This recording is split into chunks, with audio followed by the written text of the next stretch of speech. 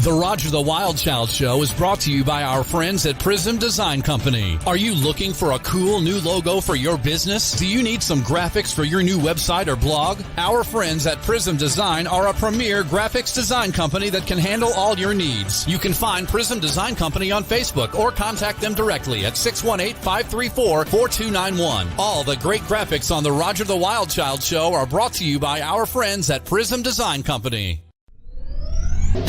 This is Tim Kelly from KICR Indie Country Radio. Along with my Vice President Don Swartz, we invite you to listen to Today's Country with Tim Kelly every Thursday and Friday night live at 7 p.m. Central Time from Branson, Missouri, the live entertainment capital of the world. We play new country's best by indie artists like Darren Morris from the Darren Morris Band. Lightning flashes across the sky. I see that sparkle in her eye. She likes dancing in the rain.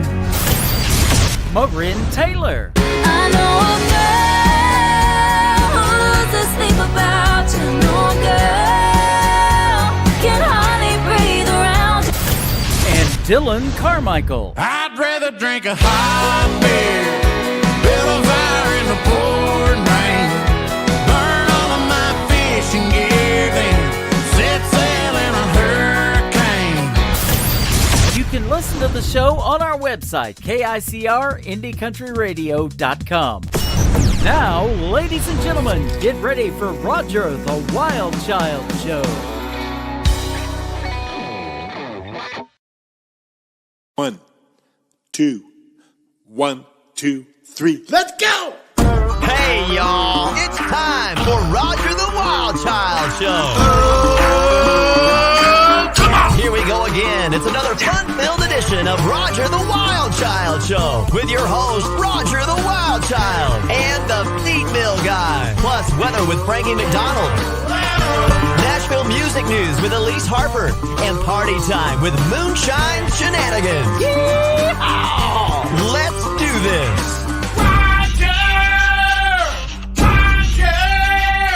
It's Roger the Wild Child Show! Hey, everyone, and welcome to Roger the Wild Child Show. Tonight, great show tonight. We have Don Mealer, Poobah, going to be joining us, talking about some legendary country. Also, we have Chris Rodriguez, who is actually with Darren's brother's band, Generation Radio, but he's got a lot of ties to country music. So we're going to talk to him as well. Darren, how's your week been, buddy? Well, I mean, I don't want to bring the house down by that crazy news, but it's been pretty wild. But what I'm noticing, though, up here in the chat already, it says, "Hey, Wild Child Family." That would be a great t-shirt. Just Wild Child Family. Right? Exactly. Hey, you want to be part of the Wild Child Family. Look at Don Swartz. He's already like in his marketing mode going, "Hey, Wild Child Family." That's a cool thing. I mean, Roger the Wild Child Show is great. But how about, are you one of the Wild Child Family? Yeah, we are. And Don Swartz has actually officially joined the team. He is our, what did we call him? We called him my brain is like totally just like he's our booking manager. He's our artist booking manager. I totally just, I totally spaced out too. I'm sitting there going, I knew he books and I know he does.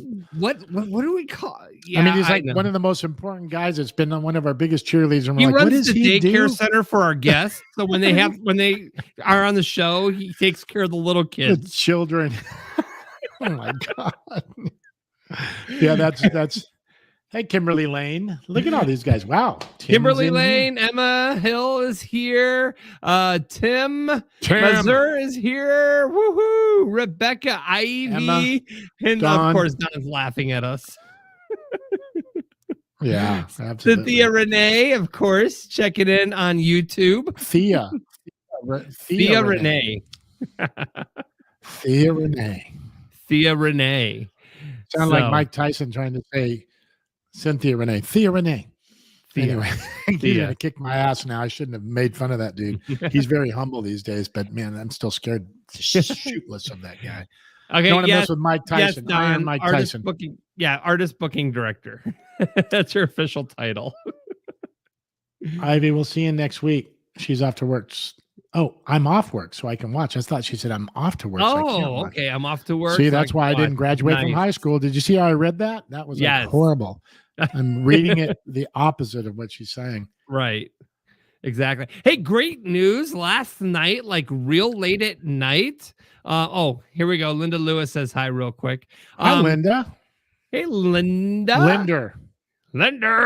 There's always an R. Someone's botching that every time. Linder. Congratulations to our buddy Tom Yankton.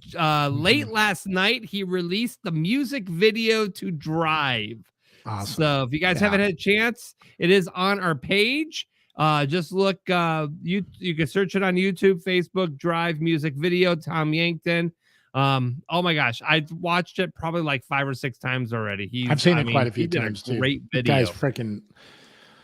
His vocals are ridiculous. His tone, it's his tone too. It's not just his range; it's his tone. The guy's got, and he's such a sweet guy. What a way to set him up. I'm sure he's probably going, "You call me a sweet guy," but yeah, he's such a great guy that you want to listen to it. Anyway, definitely incredible. Have to check. Yeah, you got to listen to the song, but watch the music video. It was very well produced. Listen to him really sing Back in Black. Go hear him sing Back in Black. It'll stagger you. You're like, wow. Yeah. Anyway. So let's get on to the weather. We got Frankie. Frankie, the weatherman. Frankie, the weatherman. Who? Frankie. Who? Frankie.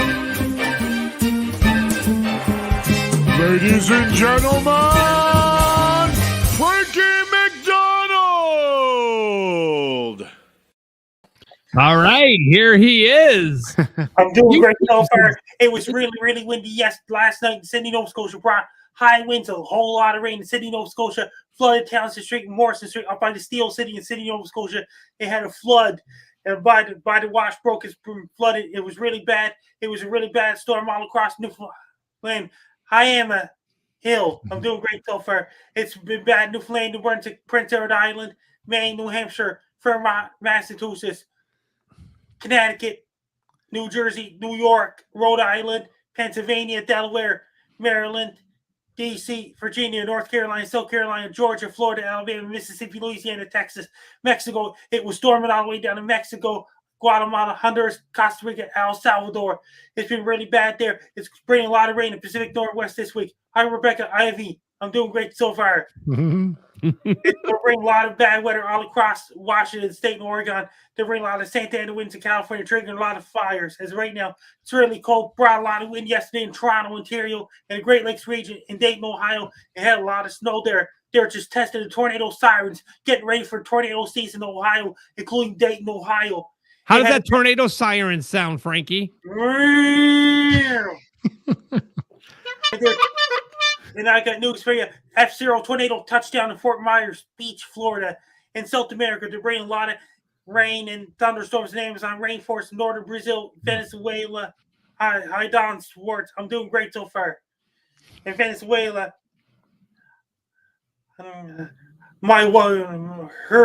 Rebecca's wife, Linda Lewis, said hi to me.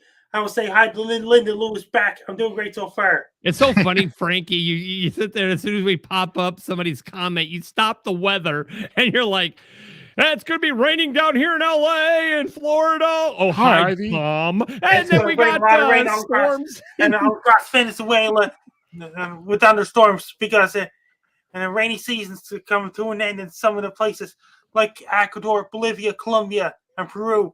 Up around the UK, they're bringing a lot of cold weather and rain there right now. Still, their cold weather's going all the way down to Egypt, Libya, Israel, Jordan, Lebanon, Saudi Arabia, Syria, Iran, Iraq.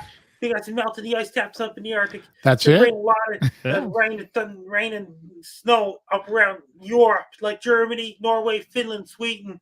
They're bringing lots of showers in Denmark, Netherlands, and all these places, in Poland and Belarus and Ukraine, and all these places bringing cold weather to Ukraine, bringing lots of snow in Western Russia lately. And Japan is bringing lots of rain and cold air, warm air fighting each other in South Korea, Japan, North Korea, Russia, China, Mongolia. And did you hear about that over in Thailand and Singapore? I haven't heard about that. Right now. Indonesia's in the last month of rainy season. There's been a lot of thunderstorms and rain in Uganda, Congo, Gabon, Kenya. And there's a possible tropical cyclone headed for Madagascar, Africa later on in the week.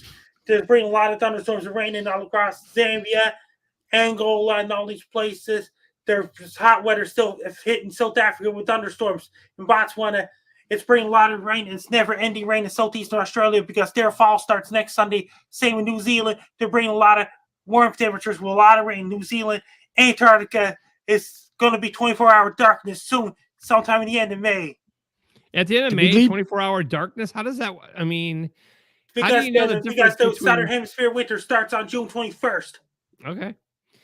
Frankie, I wouldn't even know when it's time to go to bed because it'd be like, oh, it's still dark. Or I've been there before. I've been in Denmark one time and it was like light at 11:30 at night. Up around Norway at the end of November and December, in northern tip of Norway, it gets 24-hour darkness up there in northern tip of Norway. And once again, around the end of June or early July, up around Nunavut, northern tip of Norway, then it will be 24-hour daylight. Hey, Frankie, you did the tornado siren. How does the actual tornado sound when it gets going?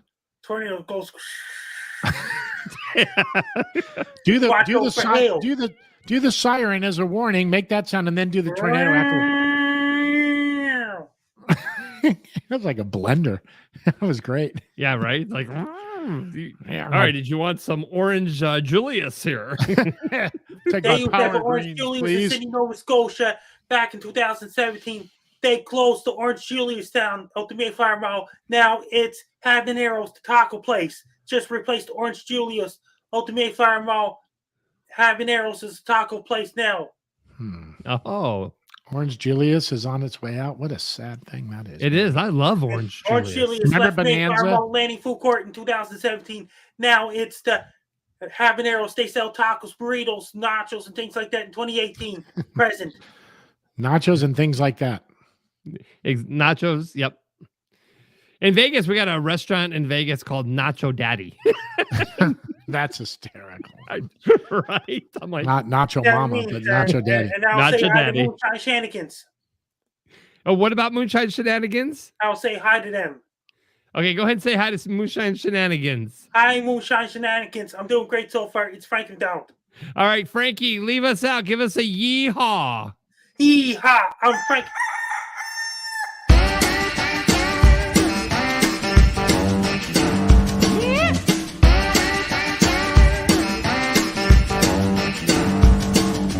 It's time for Moonshine Shenanigans. Watch out!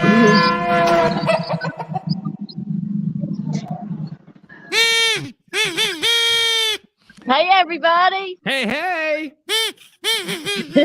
Oh, my God. How's your mom and them? Finding frog hair split 3 ways, honey. So, baby Daisy's running solo tonight. Yeah, I got a special guest here with me. Chappie. He's the chaplain for the legend David Allen Coe. Wow. Yeah. Chappie, welcome. Yeah. Got me a little big ends with me. Oh, you do. There you go. Oh. That Jesus juice. Yeah. That's great. How y'all doing tonight? Fine. Yeah, we're glad to see you. We're here live from the Iron Horse Saloon in Ormond Beach, Florida. So we're enjoying a big time down here tonight.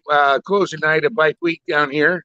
Glad to be the special guest and represent the Iron Horse. And all you guys, thank you for bringing us on. We appreciate you. Thank you very much. You're welcome. We appreciate you coming and joining us on the show today. I have one request, though. I have one request. If you can just go tip over one of those bikes and let it domino and take the rest of it out and videotape that for everybody here. That's what I'm going to sound like going out of here is that cowbell. Yeah, you're going to need to be more. Oh yeah, you're gonna need to be more than a preacher on that moment. Yeah. You're gonna need to be Chaplain calling ain't Jesus. getting out of that one. All you got to do is put baby Daisy in front of one of the motorcycles and grab her a moonshine, and it'll go. Right. Okay, let's go get a motorcycle. I dare you. not mine, though. Just kidding. Like a bunch of grown-up kids. I dare you to. You go first. I double Yeah, dog dare you. exactly. Right. Yeah, I'm gonna pass on that Anyway, one. that but I sounds like appreciate fun. the offer. Oh, it's Sounds cool, like man. fun. You know, you can always. You know how it is when you're kids. You're like, he made me do it. It's like the female guy made me do it, man. Oh, I can blame it on. Oh, if I blame it on baby Daisy, then I'll be in good shape. Yeah. Yeah, right. What? But again, I like that. She's no the famous fall girl. Iron Horse. She'll take it. I like Yeah, that Don't number. take the blame will. for anybody. Yep, there it is. I like that Baby chain. Daisy and- will take it. So what's Yeah, going with on 2 over feet there at running. Iron Horse tonight? I know you guys are wrapping up Bike Week. Yeah, tonight we're just wrapping it up here at the Iron Horse. Tonight's the last night. We're just having the last couple of shows that are going on and getting ready to break it all down and put it all together. But it's been one heck of a week. We had a little bit of inclement weather, but overall, it's been a beautiful thing. It's better than being up there in that snow. Let's put it that Right. way. Exactly. Hey, So buddy. baby Daisy, Terry Johnson has asked, where's the crew? That one. Did you hear that one go by? Yeah. I heard We're something. inside the general store right now. Oh, take a look. Take a look. Yeah, we're inside the general store. Oh, so that was a loud motorcycle going by because that was outside. That wasn't even inside. Oh yeah, Yeah, they heard that baby Daisy was going to tip over the motorcycles. They had to go and bolt. Yeah, they were spinning tires going out of here. Tell that boy to back up and show everybody what he's got on the back of that vest there. Yeah, Yes, yeah, sir. turn around. Turn Absolutely. around. Okay, get that thing lower. Look at this. Keep turning around there. Yeah, David Allen Coe band. Look at that Outlaw Tour all the way on that left side. Tell him to tilt to the right just a little bit. Tilt to the right. Yeah, see that down on the left side for all my Elvis fans and the Jerry Chef fans and the TCB taking care of business, All right, ladies and all right. gentlemen. That's awesome. He's got Love a it. TCB patch on. Love that thing. it. Yeah, love it. Thank you, sir. Awesome. So Daisy, Terry Johnson on Facebook wants to know, where is the crew tonight? Why are you solo? The crew is having some family time back in Tennessee, and I'm really? still here in Ormond Beach. We have a show with Way next weekend in Tampa, so I'm just going to hang out until, it's on the 18th on Friday. Key West, here we come. Yeah, That's great, man. I'm jealous. yeah, so I'm Yeah, me thinking too. about, so we're going to just hang out until the show with Way on Friday. That's Sweet. awesome. Now, Chappie, now you so tell us your relationship with David Allen Coe. Well, I've been with him a little over 20 years. I started off working here at the Iron Horse, and when I started working here, they put me down front. Well, the gentleman who put me down front didn't know what he was doing because that's what I always wanted. Mhm. And once I got down there, I got with David, and the next thing you know, I was history. I was struck, and I do security. I handler.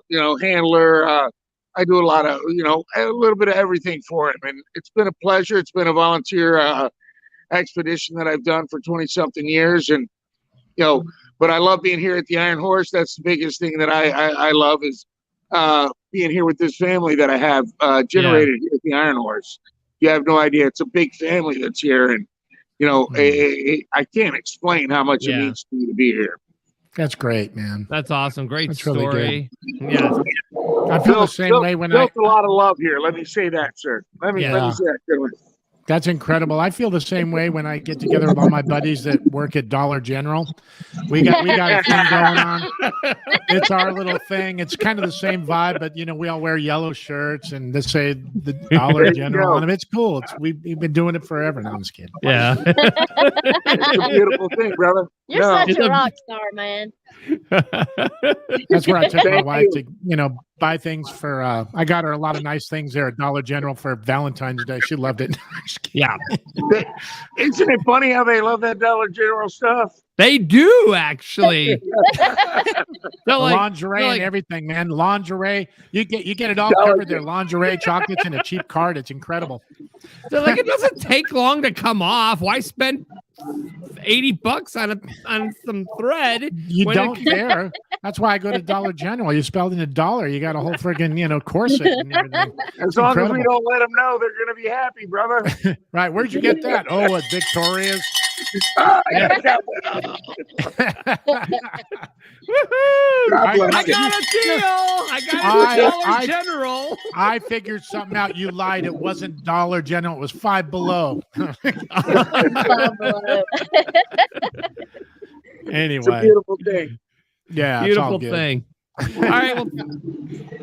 Well, Baby Daisy, thank you. We'll see you next weekend as we keep on shining. Keep on shining. Could I get one last thing?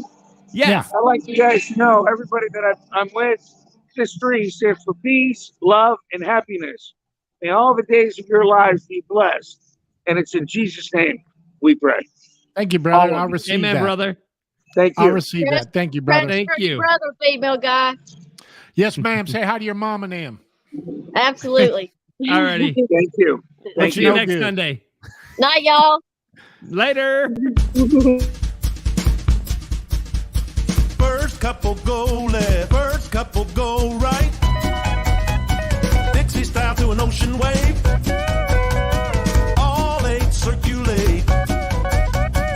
Y'all ready for some Nashville news? Skunk to the barnyard. PU.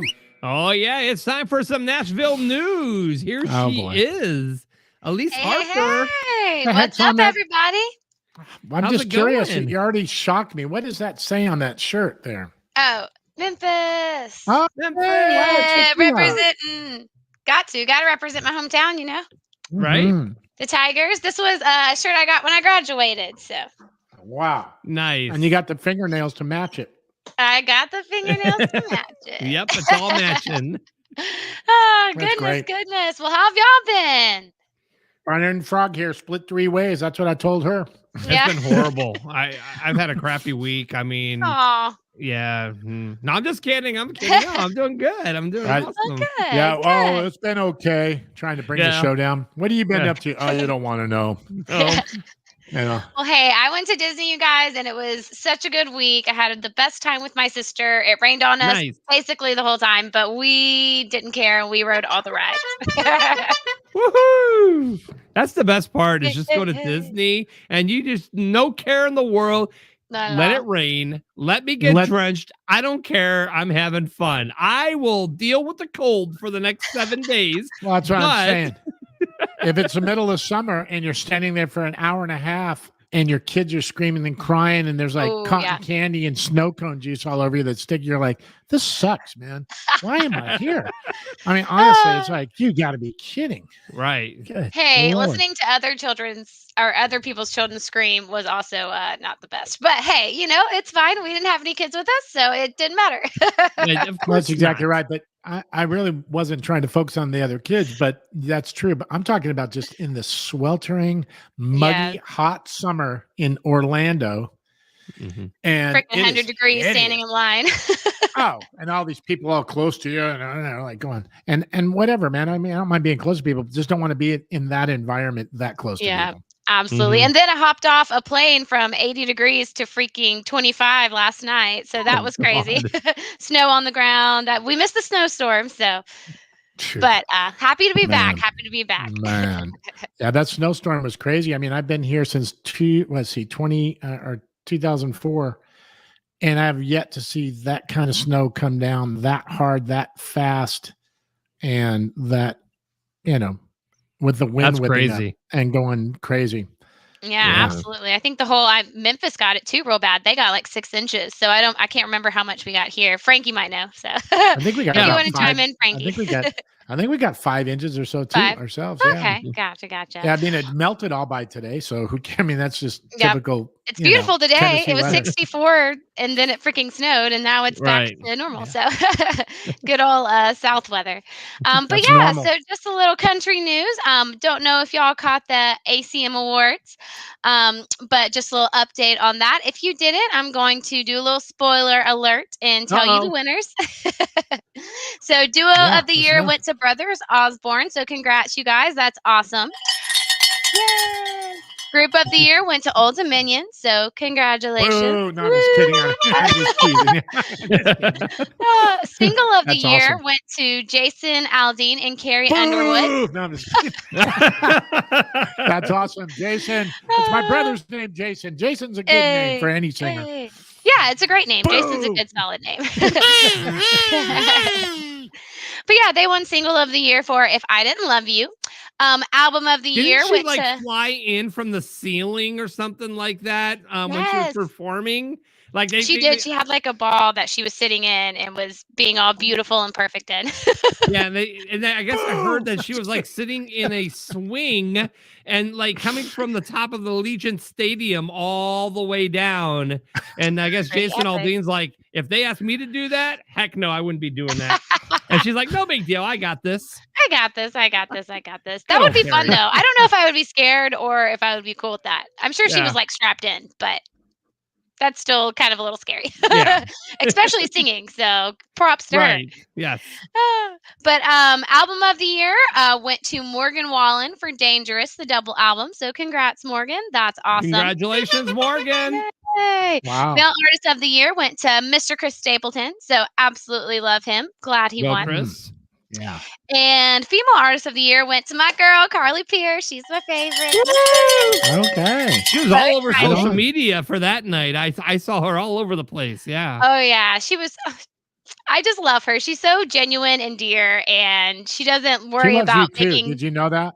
The what? She loves you too. Did you know that? Oh, I She didn't know talks that. about you but all the time to us. Me, I'm sure she she does does. at least. I'm sure she. Hey, we've met. I have a picture with her. So. Oh, she's, do you? Nice. She's That's what I'm really, really saying. cool. You mean more to her than you think because she has talked you up to me like no I'll one's take business. it. I'll take it. Thanks, Carly. Yeah. And entertainer of the year, women dominated this year. So Miranda Lambert, go. Woohoo. Oh, good. Good for her. Excited for her. Miranda. All It's right. been a while, but she finally got it. Yes. You finally got it. Yes. Finally. Everybody's Finally. famous in a small town. What a great song wasn't it? That was a long time ago. But it Yeah, was a that great was her. one. That was a while ago. That was, I think, back was in 2019 or 2009. My apologies. Yeah, it's been a while, but yeah, that was some good stuff. Mhm. All right, a little bit of other country news that we got for you. It's official, Half of My Hometown by Kelsey Ballerini. Went number 1. It's her 7th number 1. So congrats, Wow. Kelsey. I feel sorry for Awesome. her. Boy, Super she's having a awesome. hard time out there, isn't she? I know, right? She's just not very good at this country thing. She should put her hat Number up. 17. Wow, she's really struggling. Wow, 17? Uh, Did you say? 7th. So 7. Oh, 7 number one. 1s, but still I'm great. sorry. Hey, I would 7. take just 1. Poor thing. I would love just 1 would be great. Right. So 7 would be amazing.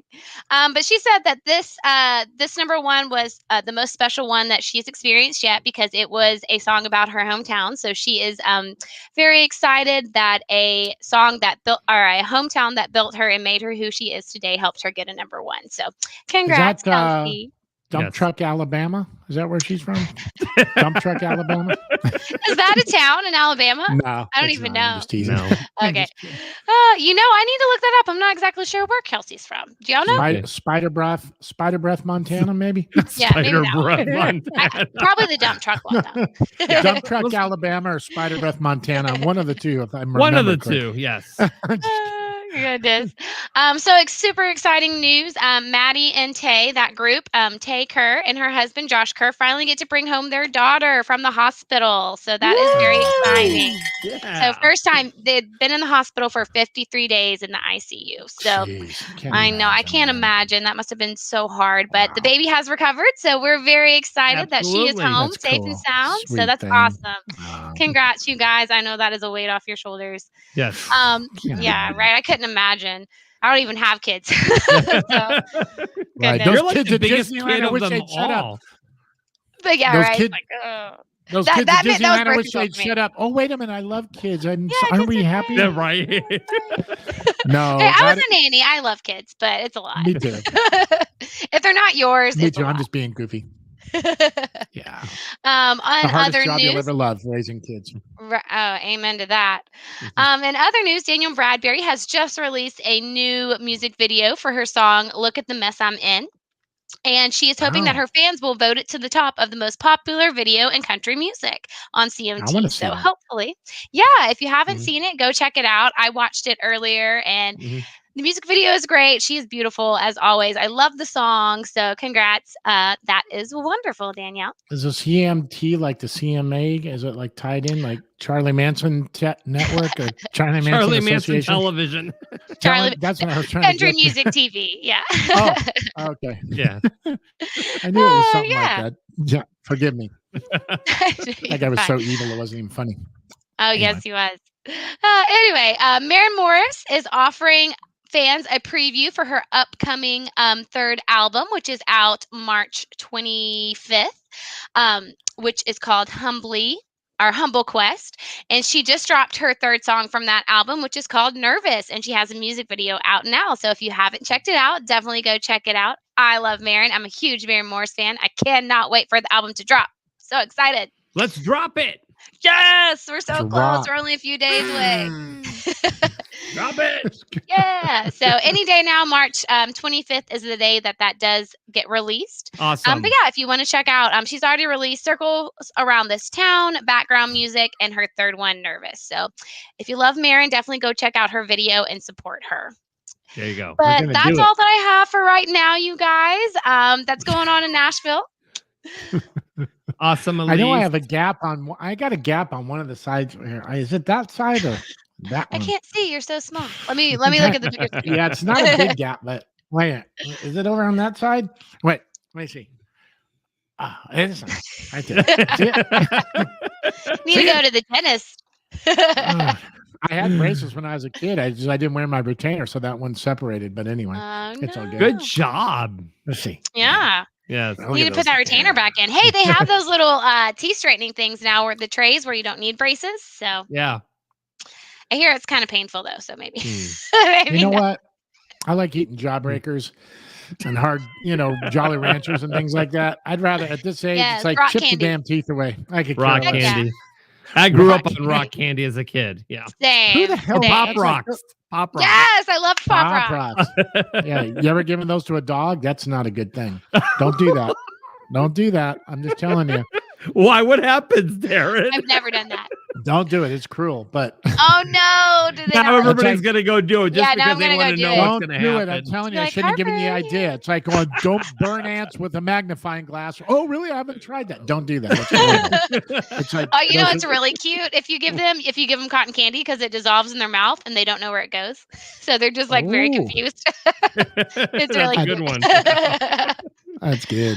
Awesome. Well, you guys, thanks for having me on the show, and I'll see you next time from Kidding? Nashville. All love right, having you Elise. on here. Thank you. Thank you. Mwah. Merry Bye, Christmas. friends. Bye-bye, Elise. Okay, so you want to check out our website, RogerTheWildChildShow.com. You can check out all of our little clips, episodes. We got our swag store, so you can be able to get your swag and your Roger the Wild Child hats and shirts and G-strings and all that stuff. So you got it. So we got it down.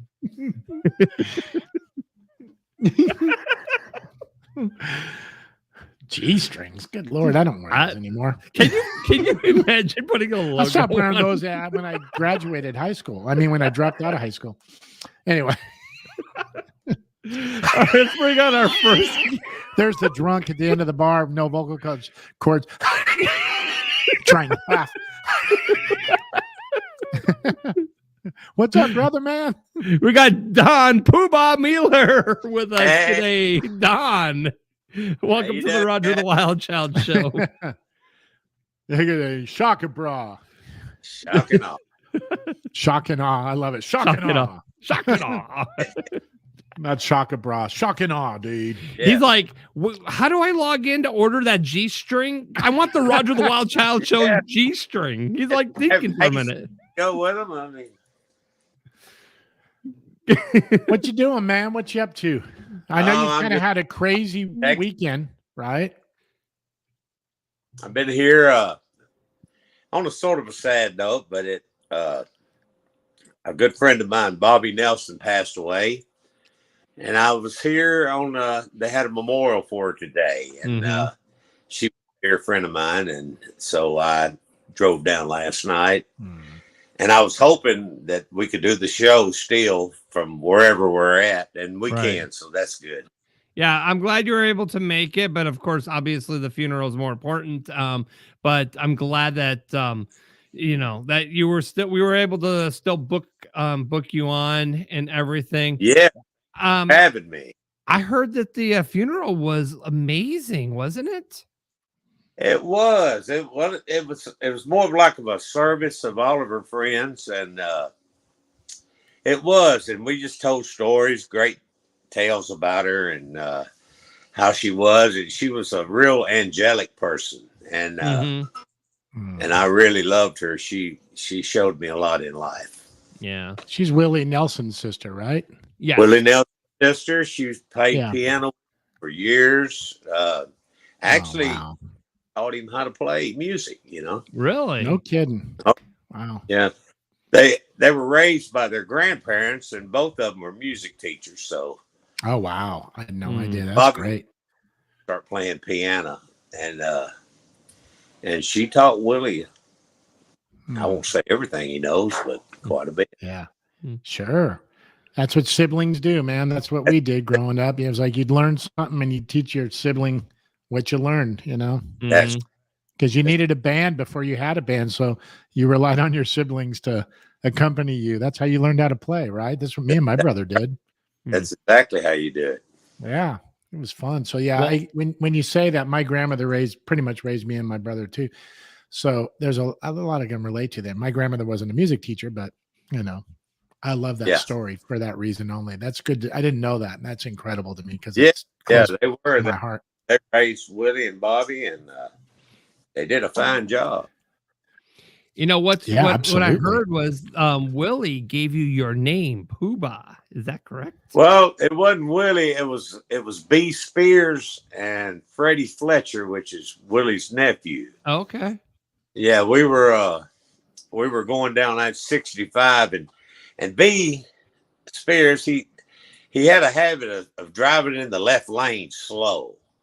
And it, you know how that goes. It kind of, well, that's Darren. That's how Darren drives. Yeah, I do like 90, and people are pissed off honking behind me because I'm not doing 100. It's like, okay, thank you. It's like the speed limit 70. I'm already doing 90, and they're on my ass honking because I'm not doing 100. Like I'm going too slow. It's like I'm already 20 over the damn speed limit here, and you're like on my ass honking, like get out of the way. And I'm going, how fast do you want me to go here? Anyway, sorry, buddy. Forgive me. But that's all right. Well, we was in the back. He was holding traffic up, and a bunch of Shriners, and I was on the outside of the door with my arms hanging out, and the potentate, he come over and he rolled his window down, and he pointed to his hat like I'm the potentate, and he went. I love it. And so B said, Woody's space person said, well, you're the Poobah. I got it. So I love it. How that's how it all began. The Poobah. I love it, man, of the Shriners. I had a great uncle that was part of that. And this is a great story, and I won't take much of your time up with it, but they were all these people like my grandmother's brothers and sisters. So this is a long time ago when this whole, Shriners thing was going on. And they had a cabin up in Laguna Mountains outside of San Diego. And my cousin went up there, and there was all these refined people that were part of that, And we were kind of like these younger, crazy kids. And my cousin went up there one day, found the key to get in the cabin, and went in there and grabbed all like the hats and the swords and everything, and took acid and was running around the park with the hat on. My uncle gets a phone call. There's one of your relatives up here, and they're being weird outside. And everybody was tripping on acid, running around with these crazy hats and swords. It was nuts. Anyway, I thought everybody needed to know that. So yeah. Well, that's how I got the name. And Love back it, then, I hadn't even started writing songs or singing or anything. You started out as a limo driver, didn't you? I had a limousine. Actually, it was just for me and my friends. I mean, you know, hell, if you ain't got a driver and you got a limousine, all you got's a long damn car, you know.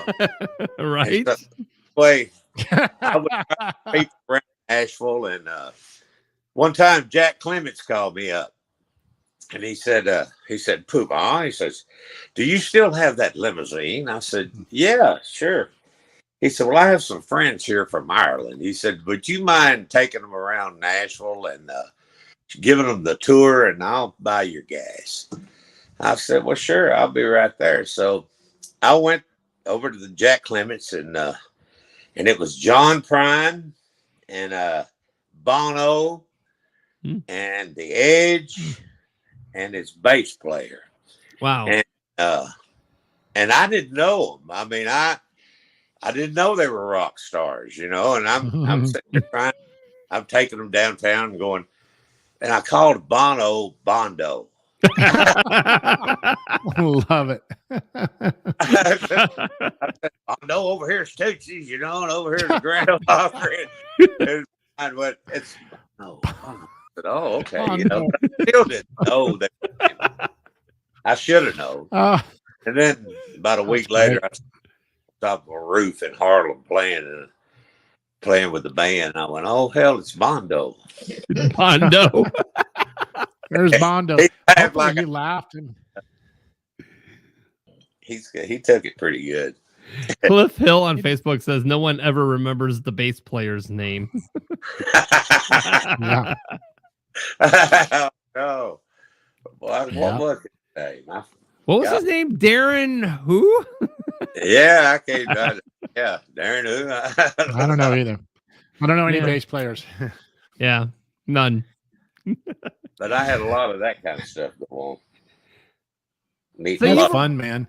I always wanted to get a limousine here, an old 70s caddy, man, and no, not a nice one, man. I'm talking like put some truck nuts on the back and some crazy stuff, and you know, cruise around like, you know, redneck limousine, man. You know, it's like this would be fun. Love that idea. Can you imagine going up to the airport and holding up a piece of cardboard with something scribbled on it with some bibs with their on, name man, on you know, it? Be like, "Hey, Bill and Bob, I'm here to pick you up."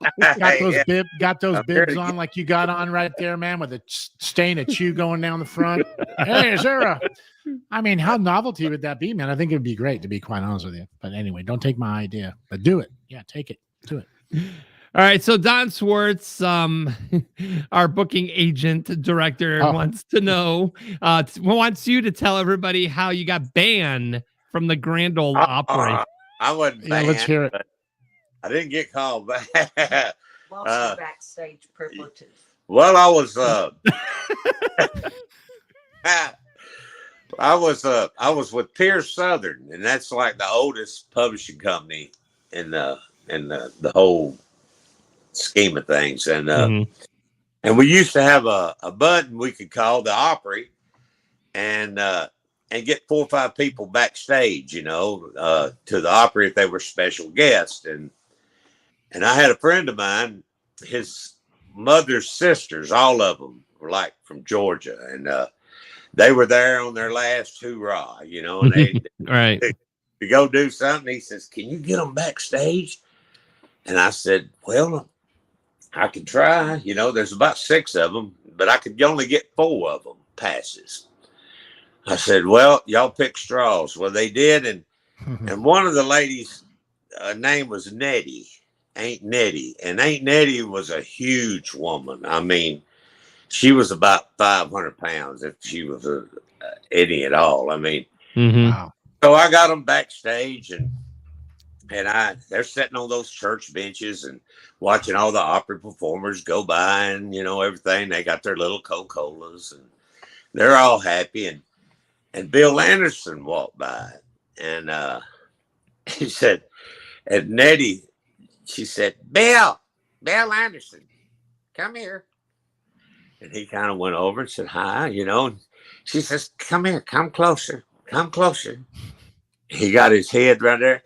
And all of a sudden, I swear to God, guys, it looked like one of those crocodiles that come up out of the night, grab deer by the head and drag it back in the water.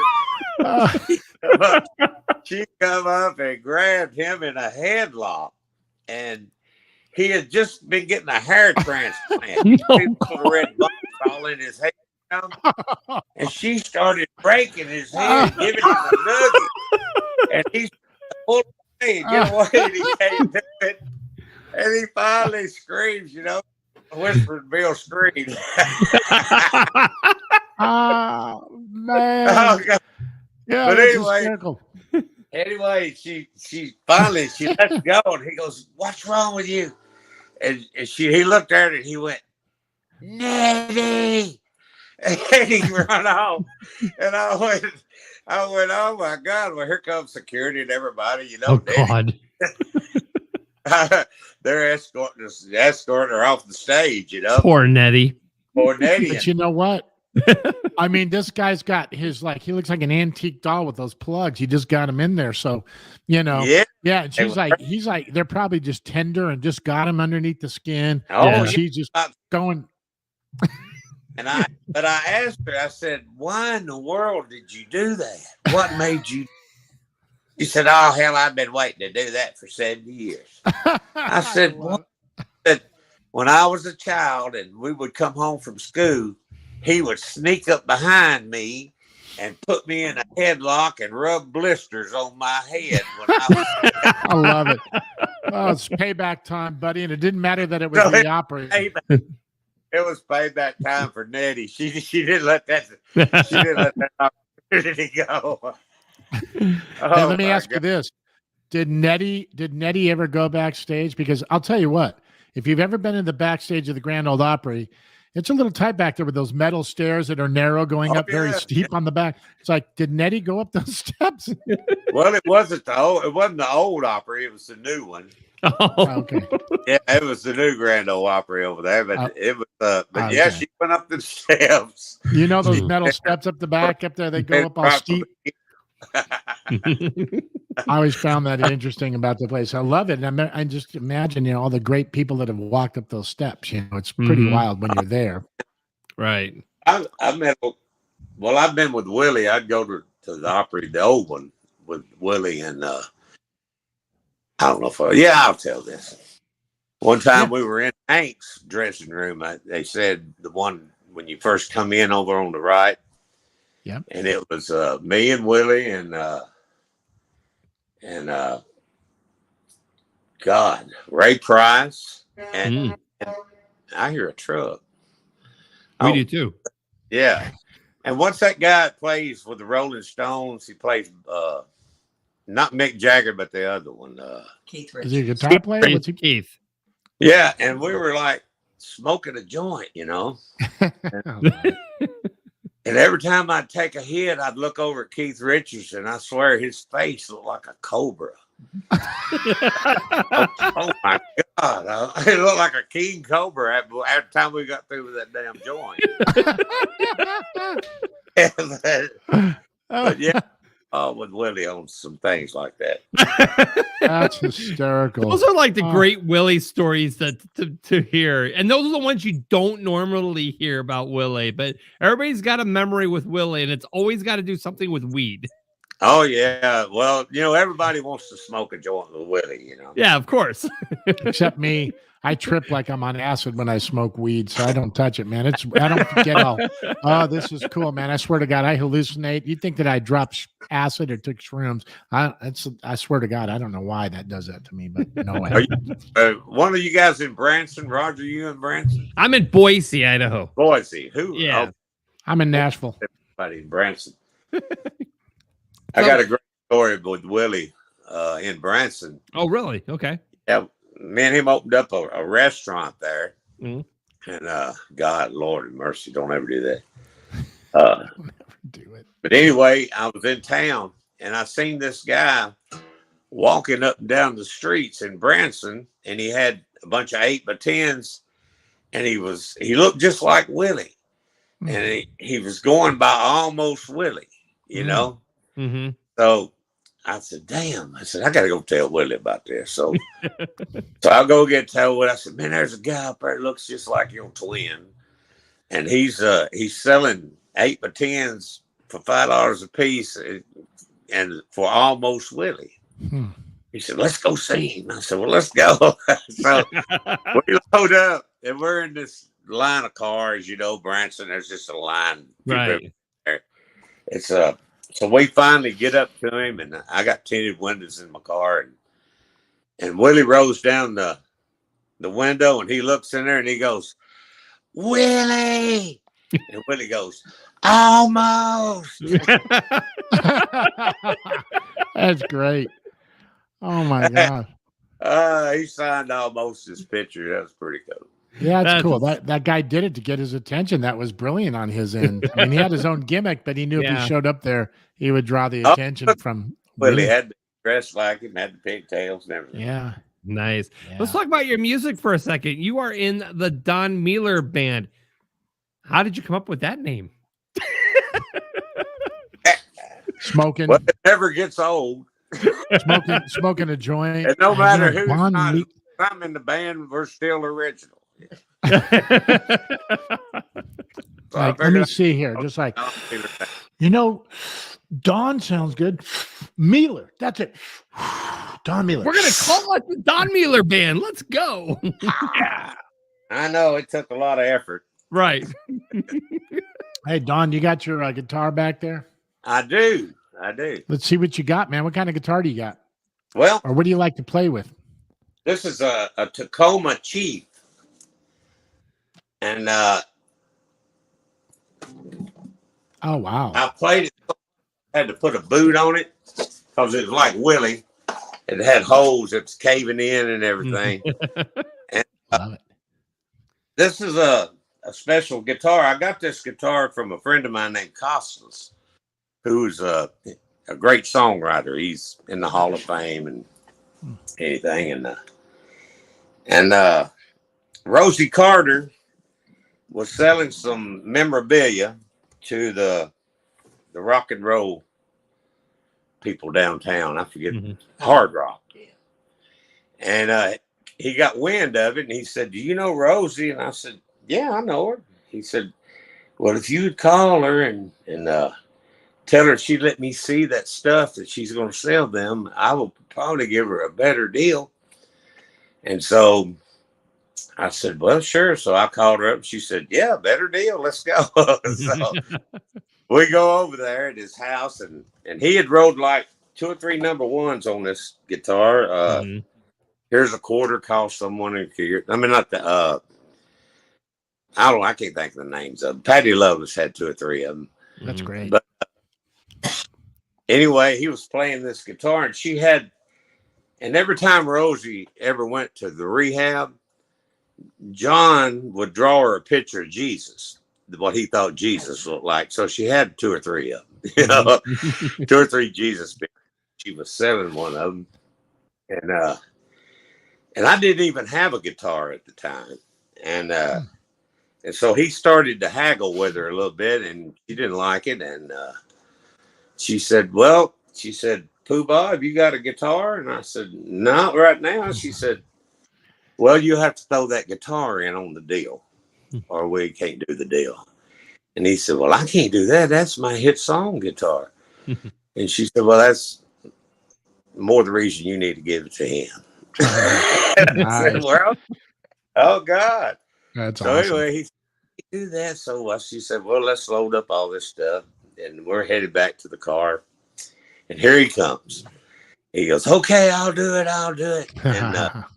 And so that's how I got this guitar. I've always kept it. I can't do nothing with it. You know, Johnny Cash, Jesus Christ, both JCs had something to do with it. So I have to hold on to it. That's great. Is that mahogany? Yeah, it is. Beautiful. And it's so light. It's really light.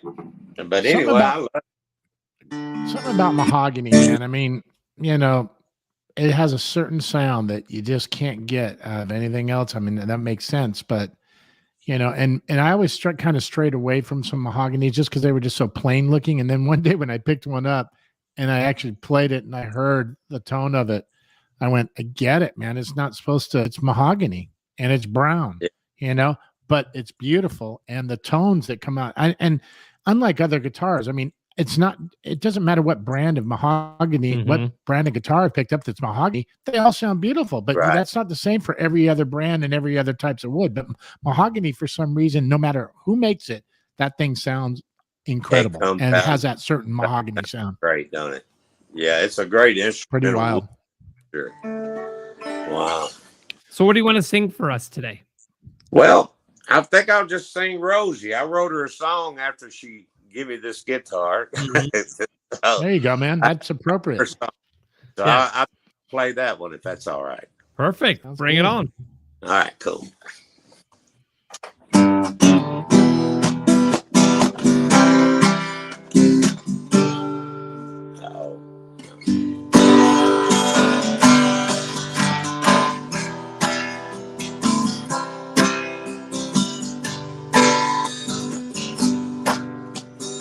Rosie had a lot of friends back in school. Rosie started smoking cause it was cool. Rosie had a daddy she could never live up to. Her tiny little footprints could fill those big old shoes. So Rosie started searching for the sunshine, and all she gets is tiny bits of silver lines. Now since the day that she was born, she's been climbing thorns to be Rosie.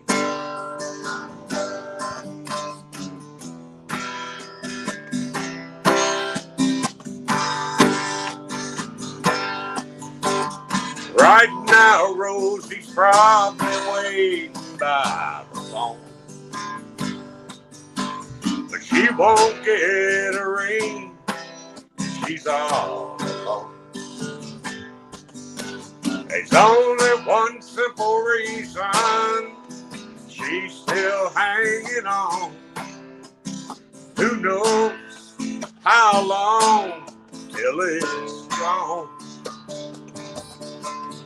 Rosie's out there searching for the sunshine, and all she gets is tiny bits of silver lines.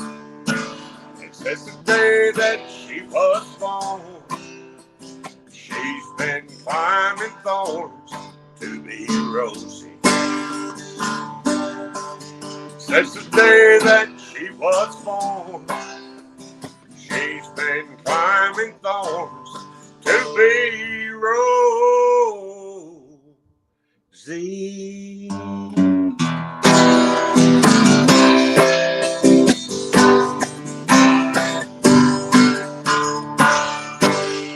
Woohoo! There you That's go, Don great, Mueller. You know what? This is incredible because honestly, I've written quite a few songs in my time. And a lot of songs that I've written, especially coming, from publishing deals in the past, and you're always trying. A lot of times you're writing fictionally. Here's an idea. We're going to write about this. But isn't it great to hear a story that's something so real, and it's not fiction? It's and there's something about it, man. And you got to be a wordsmith to do that at the same time. But when you're not looking for the words and you're just telling a story like that, that's just got to be so incredible, man. I love it. Well, thank you. I do love telling stories, and I write a lot of stories. Yeah. And but yeah, I like that. I like incredible. Stories. He has another great song. Do I have what? You have another great song. Which one? It's called "Smoking Weed with Willie." Do a verse and a chorus of that. Just a verse and a chorus. Let's hear a verse and a chorus of that. Oh no, yeah, that is a good one. You'll be play that one too? Yes, please. I'll let you do it. I love it. Let's see if I remember it. Yeah. Might need to smoke first. It all started at 79 with red-headed stranger. I would get high, telling jokes and giggling and acting real silly, sitting on the bus smoking weed with a Willie. Said roll another one, we're losing altitude. That Arkansas skunk bud of the captains will do. Hell roll 3 or 4, I just scored. We got plenty. Sitting on the bus, smoking weed with Willie. Come on. Now, he's a country poet of the highest degree. His designer shirts are made of hemp seed.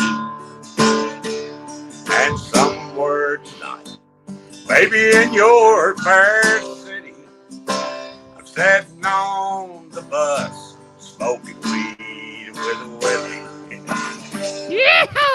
Come on. Another one, we're losing altitude. That Arkansas skunk bud of the captains will do. Hell roll 3 or 4, I just scored. We got plenty. Sitting on the bus, smoking weed with Willie. Flying high with the eagle, smoking weed with Willie. Getting stoned to the bone, smoking weed with Willie. Unbelievable. Unbelievable. Yes. That's Don incredible. Poobah Wow. Mealer. Don, get out of here, man. Come on. What was your inspiration to write that song? Well, Tanya Tucker, obviously. No, I'm just kidding. Right, yeah. Answer. Based on true story, that's for sure. Yeah. All right. Man. That is incredible, dude. That is so inspiring to hear lyrics like that. It is for me. It makes me want to go meet Willie and smoke weed with him. Weed saved his life. It saved mine too. Because if I had been still a drinker like I had in my younger years, I wouldn't be here today. That's for sure. Awesome. Well, Poobah, I really appreciate you taking some time and joining us today. It's been an amazing half hour, 40 minutes with you. But yeah, I love the stories. Love the music. Incredible. And yeah, I'll get a mark. Smoking Weed with Willie is one of my favorite songs now. So we're good. Oh, man. Guys, I sure appreciate you having me on. And everybody know I have a Roku station too. You do? Yeah, what you got? It's called a Poobah Broadcasting System. And it's got like all my songs and I've got some things that interviews with just friends that I've known all these years, you know, and so if you get a chance, dial into that too. What's the channel name?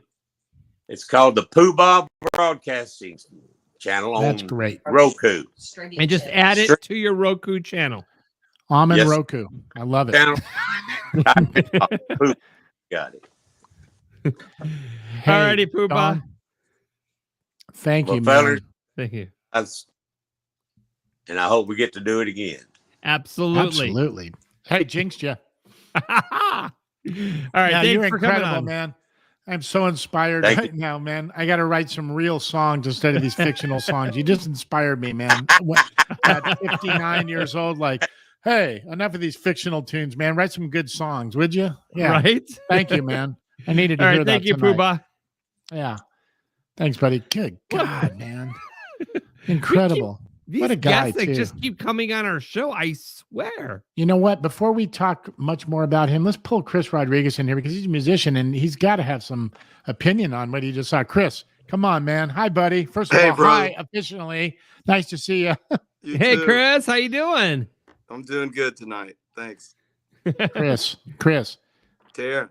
Isn't that something else, man? That dude. I mean, you're in Nashville. You're like a big guitar player. You've worked with all these people, but wasn't the simplicity and the honesty of that like something incredible? We're used to all the, fancy production, all this stuff. It's great, isn't it? Yeah, I was on the road with Leanne Rimes in 2010, and we opened for Willie up in like wine country, like Oregon, up there. And they came on upright bass, kick drum, snare, brushes. Like, I don't know if there was a hi-hat, and super bare bones. And I was just transfixed, like insane, isn't it? Yeah, I never, I only seen Willie live on TV and never, had seen him live. Yeah, blown away. Incredible, man. Yeah. I wonder if there's some YouTube stuff of that. I'd love to see that. I mean, because the simplicity of that.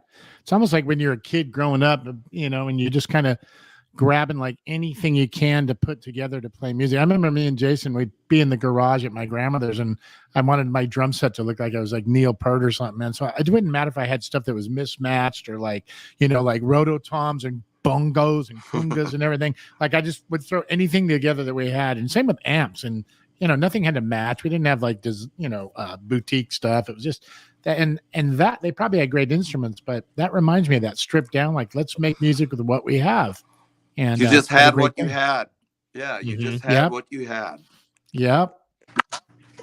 And we did great with it. It's how we learned how to play music, man. I think it was probably a blessing that not have all the tools and the stuff, because it forces you to really grasp whatever you have and start making music with it, whether you're missing one string on the guitar or whatever, You got it. Yeah, I together think. there, Oh no, did I lose you? I can hear you. I got you. Hold on. There I am. There you are. There you are. There's Chris. There I am. Run I like I a used hurricane. to drive down to the music store. Yeah, I used to drive down, ride my bike down, to the music store every day in high school and just try to get good gear, but it really didn't matter. You were winning from the beginning. It didn't matter. The gear didn't matter. Right. Yeah. You were so stoked to play something. Jason learned how to play bass on a guitar, and before he had a bass, he had a guitar, and he just played the 4 strings on it. And that's where he started. And he played in the band. He had a little band, like in 6th grade or something like that. And he didn't even have the bass yet. And he eventually got one within about a year. And I told him where it was in the closet for Christmas, and I got in trouble, but it was, but yeah, once again, there it is, 4 strings on a guitar, and he played bass in his band with those 4 strings. And you guys were both playing back then too, right? Like you still do. Yeah. Weren't you playing with him at the time? Yeah. Yeah. We were playing together more than anybody. Like some guy, he had a band, we both had different bands in 5th and 6th grade. But it's funny because this one kid goes, "Oh, it's Jason Shuff's first drummer." And Jason goes, "Well, I love you, but no, my brother was," because we did everything together first, because we had no choice. I mean, we're like 10, 11, 12 years old. And so, yes, even though we broke off, Jason was teaching me everything. He was the one that learned it first, and then he goes, here's this chord. Here's how you play this. And, teach me a song, and then I get it. And then, he was usually the one that was spearheading it and teaching me because, he was 10 months older. We're the same age, by the way, right now. We're Irish twins. We're both 59 till April 16th. That's insane. Yeah. Yeah. Wow. Anyway, so yeah. Wow. Did you have siblings that you played with as well, or? My younger brother Carlos is a guitar player and also was teching for Dickie Betts for like 17 years. Get out. Yeah. Wow. And a great guitar player. He's kind of more Van Halen to my, Larry Carlton kind of thing. Mhm. Yeah. Like by the time I came of age, I was thinking about Lee Ritenour and Larry Carlton, and he was 3 years younger, and all he thought about was Eddie Van Halen. Sure. You know? Yeah. So well, that was kind of the same thing. I mean, we learned all the Kiss and Elton songs, and then all of a sudden Jason gets a hold of a Weather Report record, and it was all over. He was like learning all the Jocko stuff, and all of us other kids are like, "What's that, man?" We couldn't even come close to even trying to play it. It was like you had to be somebody interesting and special to be able to pick that stuff off. He was one of those guys, but yeah, same thing. Except we were only 10 months apart, not 3 years. When I was a kid, Kiss Alive came out, but so that was my brother's Beatles, and I was at like Steely Dan Royal Scam, like that was all like get out of here within a year and a half, 2 years Dude. of music, incredible time. Dude, that record changed me though too. That Royal Scam album Royal is Scam probably or Kiss the Alive? Steely album that Royal Scam. I mean, Kiss Alive was great Royal too. I mean, Scam. don't get me wrong, but when I heard Kid Charlemagne and Green Earrings and stuff like that, it was like, you got to be kidding, man. I mean, it's like, I mean, to this day, if I'm like driving somewhere, I'm like, I got to get a playlist together. That's going on it, dude. I cannot get enough of Kid Charlemagne and all the great tunes. It never wears off. And that's Larry, right? Playing those guitar solos and stuff. This dude named Larry Gizzy in high school shows up and finds me in the hallway and goes, "Let's go to the library right now." And he had the Royal Scam in his arms. And we found a turntable, got 2 headsets, and he drops the needle on "Don't Take Me Alive," which is like the third song on the album. Yeah. Yeah. Like he skips like Caves of Altamara and and goes right to "Don't Take Me Alive" because he knows I'm a guitar player. And I'm like, all right. I don't like next level Steely Dan record, Right. Guitar record too. Great guitar. That's insane, record. man. That's insane. That's Larry Carlton playing those big solos on Green Earrings and Kid Charlemagne, right? Yeah, but they had like Elliot Randall on like the Fez, even their first guy, Denny Diaz is all over it too. Like it's a nice cross section of all their dudes that ever like played guitar on their records. Royal Scam. I mean, Larry Carlton leads the pack, but like there's a lot of dudes on there, including Walter Becker, who's like, he's another favorite. Like all his solos are like my favorite solos, Chris, let me ask you this, dude. On the Fez, who's the dude that's playing that killer wah rhythm? Believe it or not, that might be I should know because we're freaks, but you know what I'm talking about, that killer guitar part, dude. I know. But you know the part I'm talking about when it goes into Green Earrings. I'm sorry, it's Green Earrings. Jenna. So Green Earring is Elliot Randall, and I think it's also the really jazzy solo. I'm pretty sure is Denny Diaz, their guy from day one. Yeah, that's I the song. I have this book called Reeling in the Years, and it actually tells you who's doing what. I gotta look at that. I gotta look at it. Yeah. Anyway, it's a really good book. Oh, dude, I can't wait to check it out. That's like one of my favorite all-time records. There's stuff that I listened to when I was a kid, like David Live, David Bowie. And I thought I had girlfriends and I couldn't live without it. But I never listened to that stuff anymore. It's not that I hate it, but it's weird. Some things that you couldn't get enough of when you're a teenager. Isn't it weird? Some of that stuff you don't even go back to, but some you do. And you're thinking, God, I couldn't even live without that music back then. Kind of weird. I go back to all of it, like a lot. Like, yeah. I mean, I don't know. It's we moved to Miami when I was 13 years old from New York City. And I got into a band like the second day at school. But like, We're an American Band from Grand Funk was like a humongous hit. And it was like Ramblin' Man era, Almonds, a lot of stuff cut at Criteria in Miami. So right away, I started reading record credits because everything was being recorded 3 blocks from the duplex that my dad inadvertently moved us into, So that music is just, it's just like DNA, Sure. Yeah. Well, you came to Nashville like in the mid-'80s, didn't you?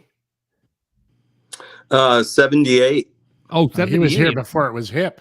Oh, wow. It came out. Like the year after I was here, or a year and a half after, is Urban Cowboy, era, Nashville is my arrival. Yeah. Yeah, because I mean, but you Nashville played... had tons of studios. It was exciting. Yeah, because I know you've played with people like Michael W. Smith, Amy Grant, all the way up to Wynonna Judd, and even my favorite, Shania Twain. Love Shania. Named my daughter Shania because of Shania Twain. I'm just kidding. But yeah, I mean, it's crazy. So let's talk about, I mean, how did you decide that music was your career? Pretty early on. I mean, even before I started playing guitar, like even in first grade, I kind of knew it. I got a guitar when I was 10, and then it was kind of pretty solid. And definitely by the time I moved to Miami when I was 13, 14, after that, it was like, I never looked back. Even as Chris, an early teen. Let's keep going. What was that guitar that you got at 10, dude? I got a Harmony, sort of Stratocaster based Harmony with like these pickups that, like, I'm sure blues dudes would be on the hunt for these pickups, Is it like a lawsuit era guitar or something?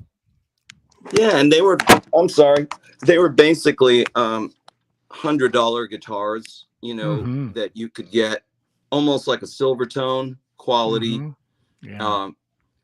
But pretty fast necks that didn't discourage you from playing. Like the neck was good, and I did a lot of sheet music reading, Do You Know the Way to San Jose, kind of, Mel Bay guitar book stuff, Yeah. But really by the time I got to Miami is when it was like, oh, I'm cutting lawns and I'm going to buy big, amps to play through, with the money, from cutting grass.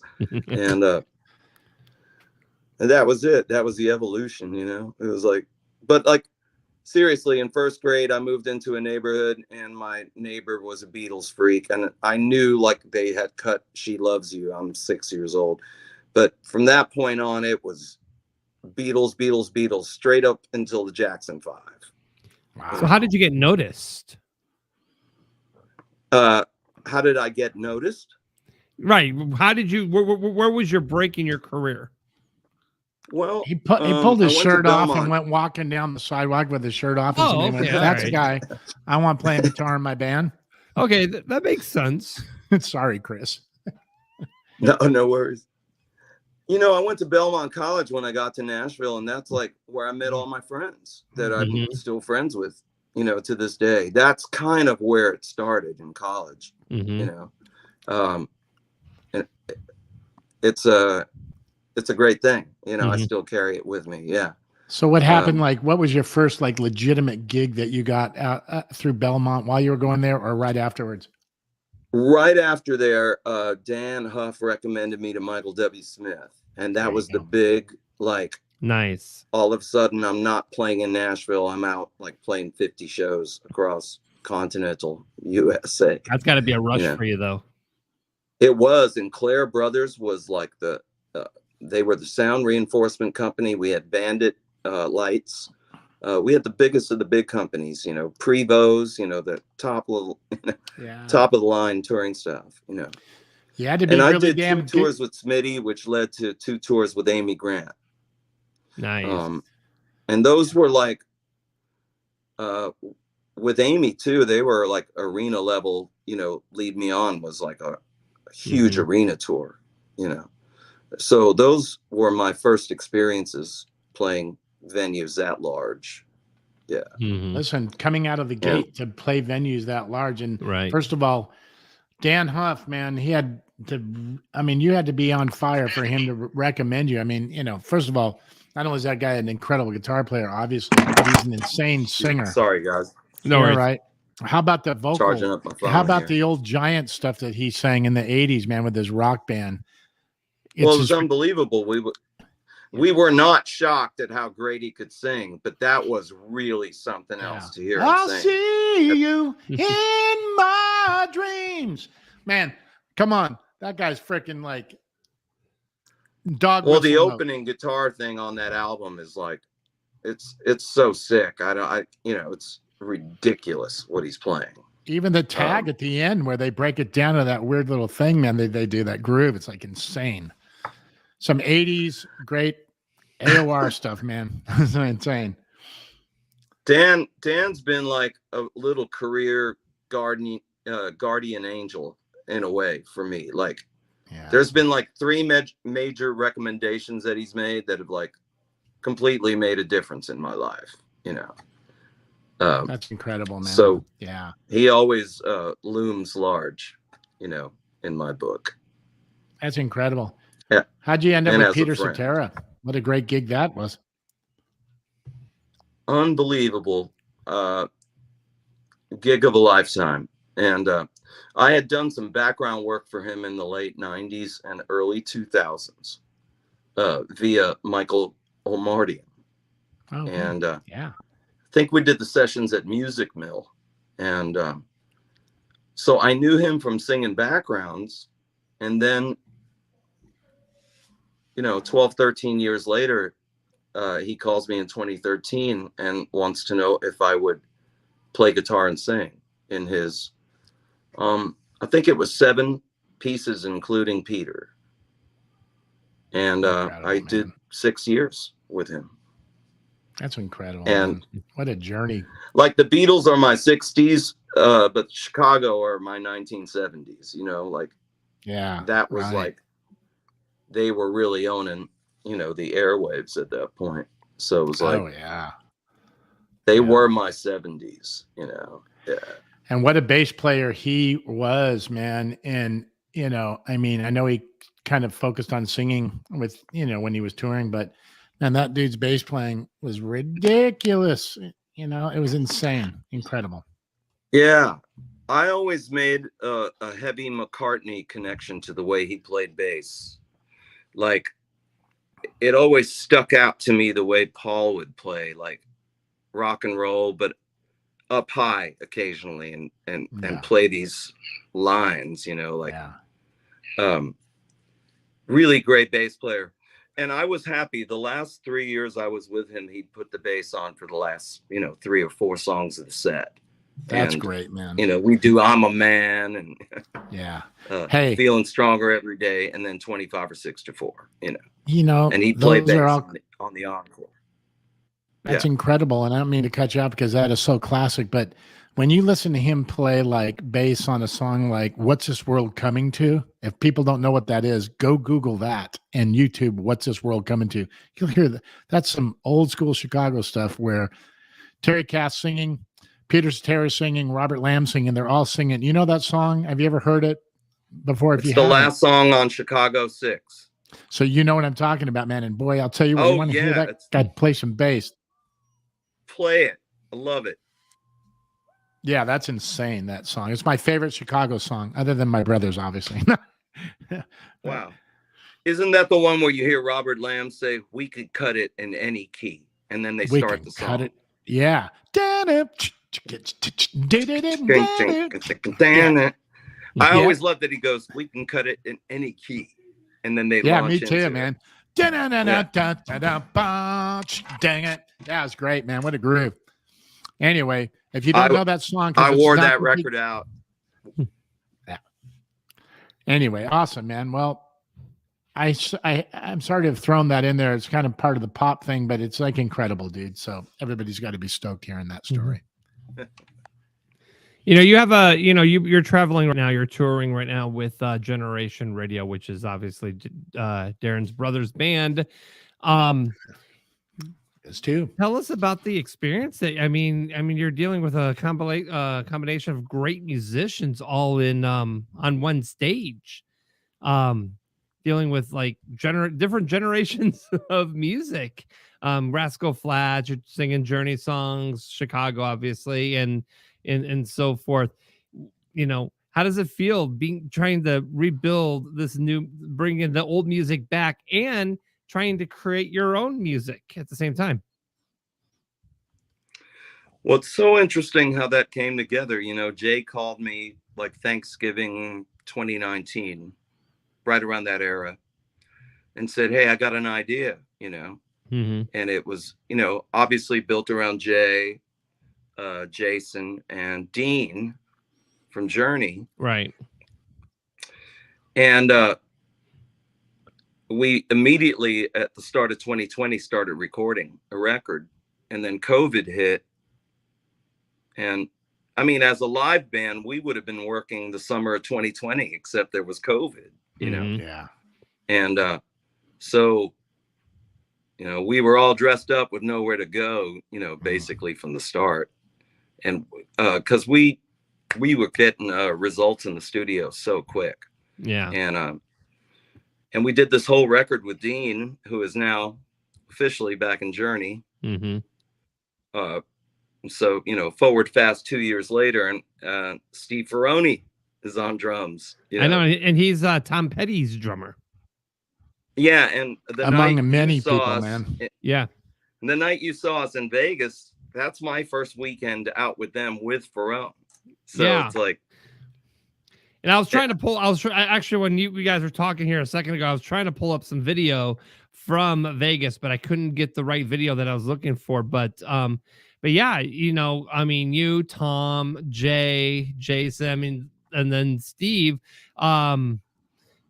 you guys are amazing on stage together, and you guys work well together, and that's the great, and you can definitely feel like you're like live at the concert with these bands back in the day today, which is amazing. Your guys' sounds are just amazing together.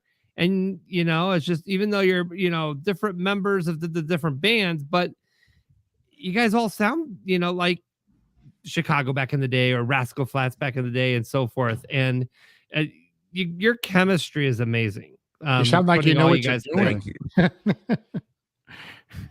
well, Yeah. I mean, they're all really good friends and good bros, and that counts for a whole heck of a lot too. You know, that's, the music plays itself, but the hang is so great that it's just win-win from the moment, you know, we leave to go do gigs. We're really stoked to play, you know. So far, because of COVID protocols and restrictions, most of what we've, you know, done are privates. I mean, I think you saw one of 3 public gigs, you know, that we've done so far, you know. So hopefully this summer we get to like go out and do a string of, you know, public shows. I was going to go to the Arizona show, and then I heard you were going to Vegas. I'm like, I know, I'm rescheduling my tickets. I'm going to Vegas. Right on. When's the Vegas date? I don't even know that. Oh, is there another Vegas date? No, I was I talking about oh, last no, year. You were saying from the. You guys were in Arizona. And then right, the night before. Right. And then I had originally scheduled Arizona, and then I found out the Vegas was booked. So then I'm like, okay, I'm not going to Arizona. I'd rather go to Vegas. Fremont Street is the place to be. And I was right there in front of the stage with you guys. Just, you know, I had my my phone up, and I was streaming the whole concert live on Facebook. It was crazy, but it was awesome. It was fun. That's a pretty pinnacle gig in all my years of doing gigs. Yeah. Because that's the most people I had seen. Yeah, because I turned around and it was shoulder to shoulder, whole Fremont Street. Yeah. You know, and I mean, when you're performing in front of these people and you see this big crowd, I mean, it's got to be a big rush for you. And it's like, all right, let's keep going. Let's keep going. I mean, the energy. It's the was first time definitely I'd there. seen that many people since COVID. Right.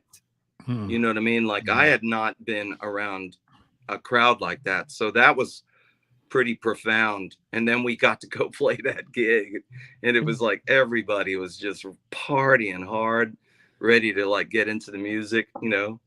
Just it's my second show with let me go ahead and play this here real quick. You got him singing his Bad Company tune, man. This guy's badass on that thing. Let's see. Hang on. Let me play this. Hide.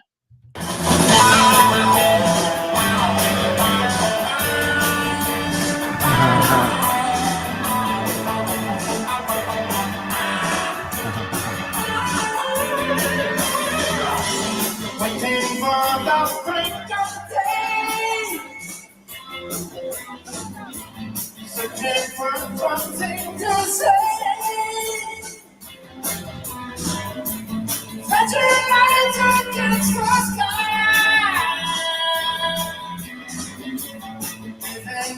And there's Chris behind Jason, right behind him up there.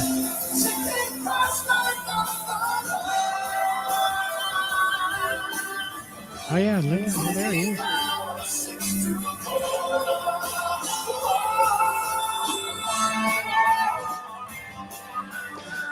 You know what's funny about this is there's always some drunk chick with her hands in front of your camera when you're trying to get a shot. There's always the one, man.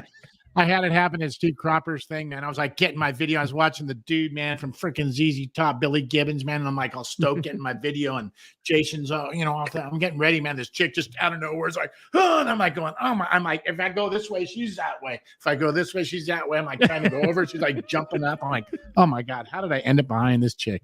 Anyway, I get it. Gene says it wasn't her, so. Oh, calm down, Mima. Look at her. That was Jean, the mean machine. Don't underestimate her. She's a wild one. Yes. Anyway. So anyways, that's Chris, great, man. Hey, Chris, man, sings his Bad Company tune, and it's badass, man. So yes, Jason's singing great. All these guys sing great. Yankton. This dude, though. Whoa. Come on, man. So that was Free, which is the band Paul Rogers was in before Bad. That's right. Free. Yeah. Yeah, I stand I corrected. always loved man. that song from the day I heard it. Yeah. Incredible, man. And you sing That's it a great. good guy to learn how to sing. Paul Rogers. Yeah. Oh, yeah. Yeah. Oh, I used to sing one of my like, all-time faves. Yeah, no kidding, man. I remember we go to karaoke and stuff years ago, and I'd always go for a Bad Company song or something like that, because something to dig into and not too crazy, not too difficult, but the soul was there, and it got me inspired to want to sing, something. So I'm with you, dude. Paul Rogers all the way. I think I found another clip. Hang on a second. It's got Chris in it. Let me pull this back up. Here we go.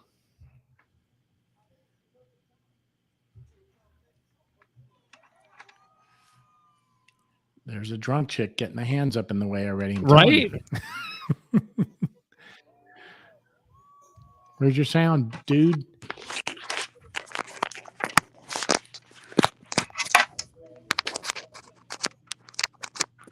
Yeah, the sound's not on there for some reason, Roger.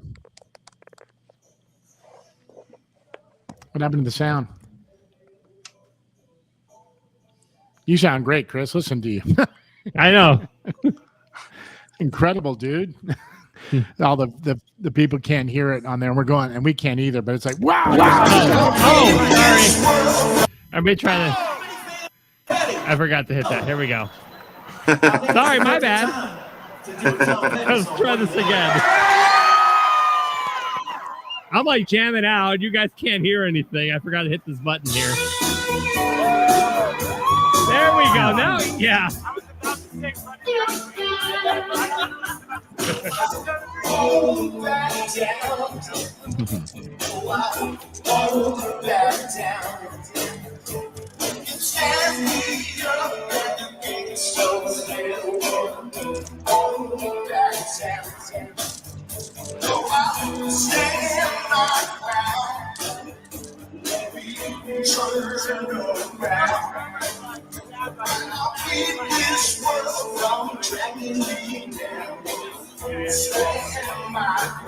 Hey, if you have not shared the broadcast, share this right now.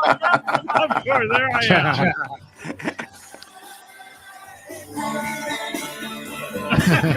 See the crowd? I mean, seriously, that's what we're talking about.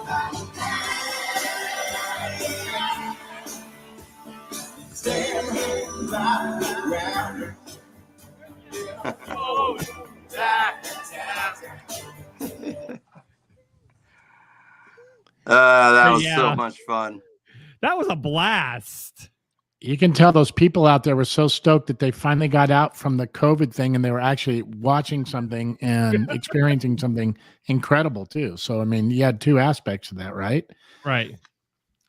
There was a couple of choke up times moments for me, like hitting the stage, playing for that many people after such a long break, Yeah, that even had to for be me, something it was else. kind of like, wow, it's good to be alive. Of course, Yeah, it is. man, You know, for sure. Something I And just then realized. Oh, go ahead. No, and then I got back to my room, and a few hours later is when I found out who Roger the Wild Child was. Oh, for real? What happened? How did that come about? It just showed up on my feed and on Facebook. Yeah. That's hilarious. Well, I just figured something out too. I just figured something out, Chris, just now, just like you figured out something there. I just figured something out too. The drunk chick that's in the video is his friend. I mean, and I'm going, oh, wait a minute, man. I'm sitting there going, who's the drunk chick? That was his friend. No, it's not. Like going, come on. Well, I saw a lot of drunk chicks in that video. Wow, it was great, man. Everybody's having a good time, man. No, that it was fantastic. That's incredible. It was a great time. I had a great time. I was down there in Vegas, met up with my best friend Steve and Nick were there, and we just went down there and hung out and was able to go backstage and meet everybody. Didn't get a chance to meet you yet, but was able to. That's when I met Tom for the first time, and Jay, and then Jason. But it was cool. It was a great concert, great memory. It's going to go down memory road, just definitely for sure. I mean, they had us at the Golden Nugget, so we were like, we didn't even get in cars to come to the gig. We just like walked outside the door with our guitars and our gig bags and walked a block and a half down. That's great, man. We just walked to the gig. That's cool. Who does that, right? What was the weather like? What was the weather like that night? Well, it was the end of September. It was like it was great. It was like it's incredible, man. Perfect weather, really. Yeah. By the time we played at night, it was just perfect. It was beautiful weather. You're on Fremont Street. The crowd was amazing, and everybody was having so much fun, and there was a lot of people there too. So I was ecstatic to be there. I gotta say. Sorry, I keep. No, you're totally trying good. to charge my battery, so I got to go back wall here. You're fine, man. No problem. All right, That's what's Chris great. Rodriguez, I do appreciate you taking time. I know we had to reschedule because of the cruise a few weeks ago back, but we finally got you on the show. Yeah, you're like cruise. We're not going to talk about the cruise. Oh, I apologize to all your listeners for sure. That was just. Thank God for Ambrosia and Joe Puerta's wife. She did all the legwork with some paper stuff to get me right on that boat, and everything worked out. And 11th hour too, right? Say again. It was like the 11th hour. It was the 11th hour. Yeah. Like the next morning, by midday, I knew I'd get into the country. Yeah. But yeah, a lot of hoops to jump through to get on that boat. But I got to play for Jason, Ambrosia, and Peter Beckett of Player. It was so fun. Yeah, but Joe, there's another guy, man, singer, bass player, man. I mean, that can coordinate that and get it right, man, and incredible at it, right? I mean, isn't he? He's a musical hero of mine. Yeah, man. He's absolutely both he and all. They're one of those rare bands now that have all the original guys, except for David Pack, but all the rest of the guys are still the same. That's the same rhythm section. They sound fantastic. Man. Yeah, I saw him. And then you learned your songs through somebody over the phone for that gig, didn't you, or something crazy like that? Yeah, Doug Jackson, who I was subbing for, we probably talked 4 or 5 times over couple of months, and I'd call him and go, man, I don't know this chord, what's happening here, and he just kind of talked me through it. Sometimes he'd record himself playing the part and send it to me, and once you see somebody's fingers, you go, oh, that's it. So there was a bit of that going on, but I needed that to happen because I didn't have an opportunity, to rehearse with the band. I met him at sound check, and here let's play. Incredible, man. Yeah. super fun. Super fun. Wow. Yeah. That's the talent of you, though, too, dude. Being able to jump into something like that. I mean, we're not talking some basic stuff, man. That Ambrosia stuff is some great music, It's man. pretty Great, involved. Harmonies, Yeah. great music, great changes. Yep. Really good. So I incredible, was man. honored to be there. It's really fun to play those parts. It was That's awesome. Yeah. As it was with Jason said, it's always a jam, Right? He crushes it every time. He really plays aggressively on the rock stuff. I really dig it too. That Jason, I mean, he just digs in. He's very talented. He's He's definitely, you can definitely tell that, he's got the passion for what he does. And, and it's just, it's natural. It seems like it's just natural for him, get on stage, pick up a guitar and boom, and just belt out. It's just, I can't say enough about them all. Yankton, when we lost Dean, there was no crying because Tom would sing these songs and it's like, well, wow. Yeah. What? Right. That boy's got some pipes. Right. Yeah. I mean, Dean is like, he's, that's like something else. Like that guy's from like another planet. But Tom can just deliver it. And that band, it's insane. We're just getting going. So it's sort of I was hanging out with Tom like 2 weeks ago back in Vegas when he was there with his band, or this past last week or whatever when I was there. And then him and I we grabbed some breakfast or whatever like on Thursday or something too. But yeah, he's just he's a chameleon with his vocals, man. He's a chameleon. The guy can go from a freaking AC/DC song sounding like Bon Scott to freaking, whatever. So pretty, beautiful. And that's the thing with Dean. Now the difference is like Dean, he's like, was he Italian or something? Yeah, so speaking about he's kind of like rough. So is Steve Perry. We talked to him. How you doing? He's Portuguese, So these guys have this kind of sound in their voice as they're speaking, but they're tenors, which is really wild to think that they're in these dog whistle notes with these gravelly kind of voices. But that's what gives them that tone. But that's a natural thing. Yankton, on the other hand, if he wanted to sound like that, he'd chameleon himself into it, man. He can do it, but he also puts himself into it. I mean, he's freakishly good. I'm so in awe of Yank. I'm as I am of all the guys in the band. I'm just like, I'm glad to be in the mix. And you're amazing as well. Your voice is awesome. And when you were on stage singing, some Tom Petty, I mean, wow, it just it blew me away. So you're up there with them too. So trust me, don't discredit yourself. My brother has brought you up more than enough times, man, to brag about you when we're privately hanging out, dude. And I'm not just saying that. I mean, it's the truth, man. I mean, he wouldn't say anything, and you wouldn't be there if he didn't really feel that way. Or if you were there, he certainly wouldn't say something. I don't want to put words in his mouth because he's not here, but I'm just telling you, I've heard your name come up more than enough as we're talking about that group. And he feels the same way, man. Loves you. Absolutely. Well, it's humbling to hear all this. Your brother has been like a really strong friend to me, especially these last 2 years. He's just really, on a personal note, he's quite the friend. And then he is enough family and once too, we get man. on He's stage, the that's peacemaker. magic from the jump. Like we got this. We can do this all day long. It's just so much fun. And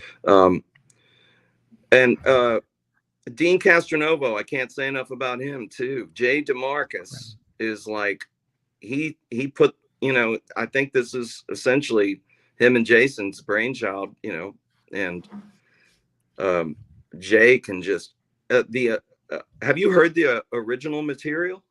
Yeah, absolutely, man. I can't wait for people to hear it. I mean, I've heard it, of course, personally, just privately, but these people are going to crap their pants when they hear what you guys did. I can't wait to hear. I haven't even heard it yet, so I'm ready. Jay produced his tail off. A guy named Derek Basin mixed it. It sounds amazing. He does. When's it going to be released? Do we have a release date on that yet? Well, it was going to be sometime this spring. I don't know if we've hit a hiccup with release times, but it's ready to go. Perfect. It's yeah. And I'll stop because I want to make sure I'm not like giving any info away that's no not problem. correct, but it's in the can, ready, to be released. Perfect. And I will say this about it, Roger. I will say this about it, okay? Mm-hmm. Like I said before on one of the past episodes, when you listen to the music, it's not just these great guys that we're talking to here participating in this. They really created the essence of the era of the style of songwriting that you hear. You hear it, and you got these classic guys and all these great guys like Chris working on this stuff, singing, playing. Yankton's on there, all these guys.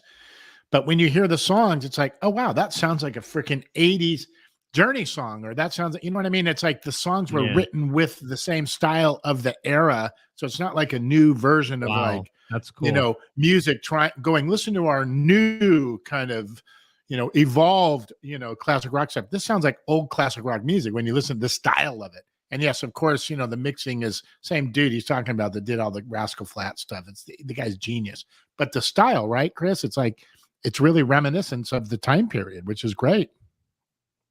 It is. And, we weren't called Generation Radio at first. We were called The Rise Above. But I'm actually thinking Generation Radio is a far more, appropriate band name because, like, you've got hits from the 80s, 90s, 2000s, and that is a generation, Right. And right.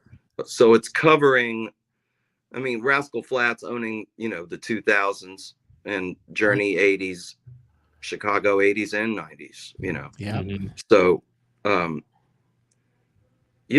if you come to the show, you're going to hear the greatest hits of those bands and our stuff, our original stuff. Yeah, that's what Yankton was telling me about last week is that, exactly what you just said, Yeah. So that's awesome. Thus far on the private shows, we've been playing, all the cover hits of those bands. But I think once we start going out there on a proper tour, you'll hear all the original stuff in there as well. Yeah. Awesome. Great, man. That's going to be great. People are going to flip when they hear it. Awesome. All right, Chris Rodriguez, thank you again. I appreciate you coming and joining us. And maybe when that album does come out, we'll get all you guys back on the air together. And even though it's a different genre and we're a country show, but you know what? What the heck? Anything goes on this show. So, why not? Yeah. Well, the Rascal Flatts thing, man, really delivers on the country end of it. Even the Flats though were very advanced. So that's it's true. Like, yeah, exactly. Yeah. So they're a pop band in the country market. Right. And I still got to get Jay booked on the show. I think he's the only one that I haven't had on the show yet. So, and Steve, of course. So I'll put in a call. All right, please do. Yeah. You have your people, tell my people, and we'll get Jay on the show. Yeah. Have your machine call mine. Man. Thank you for having me. Have your machine call mine. Yeah. Thank you, Chris. I appreciate good it. to see you, buddy. It's been a pleasure. Likewise. Appreciate you, buddy. Thanks, man. Appreciate you. Yeah. Wow. It's so funny, man. I'm not joking. I've when my brother's hanging, he usually stays at my place or something like that. And so it's weird. Chris is like, honestly, I've just heard so many great things, musically, I've heard some of these things, I'll be lucky enough to be able to hear like, something, then people are going to flip when they hear it. It's incredible. So, yeah. No, just all their voices, individually alone are amazing. And then putting them all together and just think that they're going to come out with that new album and all of them have a hand into this album. Oh my gosh, I cannot wait. I cannot wait to hear it. And and that's what makes it so good, man, is that there's so much talent there. It's not like a band and like here's the three main guys. These guys all, man, Yankton and everybody, man, they've just contributed, background vocals, parts, arrangements, all that stuff, man. It's like incredible. the frontmen. We just had the frontmen on, and those guys are powerhouse voices, and they're coming, and they announced on our show for the first time to the world that they're coming out with their own original songs as the frontmen. So right. And Tim Rushlow said, hey, they're still listening to your hits on the radio. Why wouldn't they want to hear new stuff from you? And I thought, exactly, wow, he's actually brilliant. By the way, before we go, do you see the gap in my teeth? Is it that side? Yeah. Oh, no, wait. There it is. Look at that. Come on. See it? I can't see it, but you know what I'll do for you, buddy? We'll do this. I'll switch the screens here, and we'll do this. There we go. We'll blow you up a little bit. Yeah, there you go. See my eye tooth? There it is. Yeah. I thought everybody needed to see that. Look at we just lost all of our viewers right now. Now she's all excited by seeing that tooth. It's a weird fetish of hers. Anyway. Like, yeah, let me see your teeth. All right, so I do want to. This show ran a little bit longer than expected, but hey, you know what? As long as we're having fun and having great conversations, and people are hanging, why not? I do want to thank our guest, Chris Rodriguez, for joining us. Also, Poobah, Don Miller, thank you for being a part of the show. Incredible. God, makes me want to go find Willie Nelson now so I can smoke weed with him. So, that was a great song. For the Moonshine Shenanigans, Frankie McDonald, Elise Harper, I am Roger the Wild Child. We will see you all next Sunday night. Until then, see ya.